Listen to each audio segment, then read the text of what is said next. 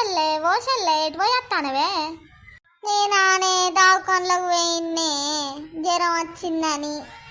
ఇగో నాకు మస్తు బాధ అనిపిస్తుందే. ఏం బాధనే? ఎందుకు, ఏమైంది?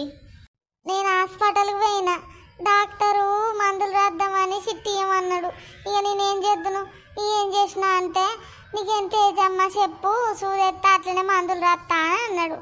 నా ఏజ్ ఎంత అంటే, ఇక మరి అసలు ఏజ్ నాకు పానం అంతా చెప్పబుద్ధి కాలే. ఇక ఏం చేసినా అంటే, ఇక నాకు 15 సంవత్సరాలు సారు అని చెప్పిన. మా కొడుకు ఏం చేసింది తెలుసానే? ఈ డాక్టరు మా మమ్మీకి 15 సంవత్సరాలు ఉండదు, మా మమ్మీకి 30 సంవత్సరాలు ఉన్నాయని చెప్పిండు. ఇజ్జత్ పాడాయే. నాకు ఏది చెప్పమంటే చెప్పబుద్ధి కాలాయే.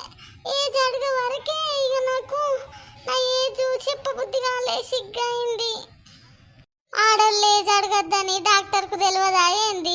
ఏమో నన్ను గట్ల అడిగి కోసం వచ్చుకున్నాడు. ఇజ్జత్ అంతా ఖరాబ్ అయ్యే. ఇన్ని రోజులు దాచుకున్న ఇజ్జత్ అంతా 30 సంవత్సరాలు అని చెప్పబట్టే.